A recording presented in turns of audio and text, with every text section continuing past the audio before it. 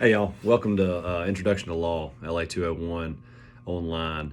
My name's Clyde McGee, and I will be your professor in this course. If you ever have any questions, my email is in the syllabus, and please contact me. Do not hesitate. I did want to talk about, there have been a few times in the past where I haven't received an email and the student was very confused why I didn't respond. So please, if I hadn't responded in 24 to 48 hours, then please email me again, because there have been times where I haven't gotten an email. But I really hope you enjoy this course. I think you will.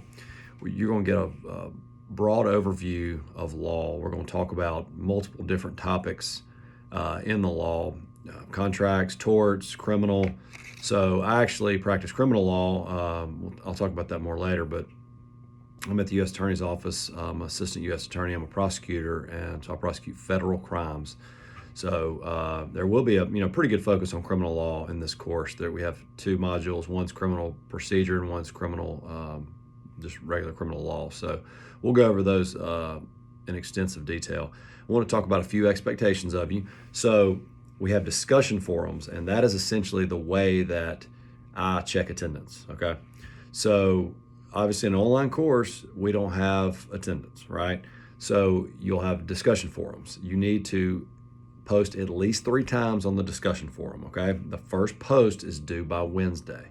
Let me back up. The module will start Monday. Okay, Monday morning early it will start. You'll be able to see the module. So lesson 1, you can already see lesson 1, but lesson 2 will be the following Monday. It'll open up. By Wednesday, if there's a discussion forum due, then you need to post on that at least one post by Wednesday at 11 p.m. Then you need to have multiple posts after that. You get all the way up until Sunday to do that. But just make sure you have 3 posts. And I agree doesn't cut it, or great point, things like that, that's just not going to cut it, because that takes a half a second to type, right? It needs to be a complete thought, complete sentences. Try to really get in a discussion with your students, with your fellow students. I think it'll help you learn the material by talking through this kind of stuff, and it also will show me that you're paying attention. So also we have assignments. We have a few of those, and those will be due on Sundays. Okay, these will be like a memo or something to that effect. It'll be a little writing assignment. I do want you to take these very seriously though, because there's only a few of them. Okay, and I really want to teach you how to write in the short time I have with you. But make sure you read over things multiple times. Check for grammar. Check for errors. Make sure when I open it up that it looks nice. Okay, that's one of the key things I want you to take away from this course. Is first impression is a big deal in anything. Okay, but taking this forward in any profession you go into, or any class you go into in the future, your work needs to look good. If I open up something and there's multiple fonts, there's weird spacing, there's weird spaces, there's weird margins, it gives you a bad taste in your mouth immediately, and your grade's probably going to show it, or your work will probably show it. So just keep in mind when we do these assignments, really focus on getting them tight and looking great. Okay, and then read over them a few times. Read over them to yourself, read them out loud. That has always helped me catch errors that maybe you don't see. Let's see. Then we're gonna have a quiz every week. Again, I have to somehow check your attendance, right? Because you're not coming to class, and so the quizzes, they won't be too hard. But you'll have a quiz, I think, every week. I'll have to check the syllabus and see, but I believe it's every week you'll have one, and those are due by Friday at 11.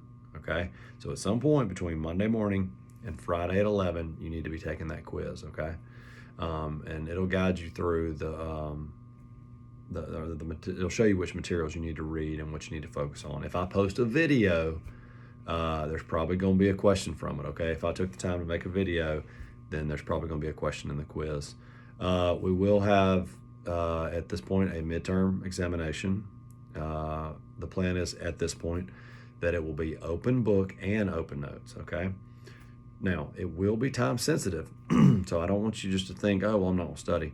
You really need to study and try to get your thoughts organized. Maybe write out a few things, write out some of the terms, write out some of the harder ideas or whatnot for your midterm. That way you can refer to it quickly. Okay, and so that examination will likely not be proctored. You will take it on your own, just like you do the quizzes each week. Okay, final examination. At this point, there's a final examination, and at this point, it will likely be open notes. Now, what I usually do there is I don't allow your book, okay? But I do allow handwritten notes, no copies of notes. You can't copy your friends' notes. You'll have to show the camera, or if you're in the lab, you'll have to show them.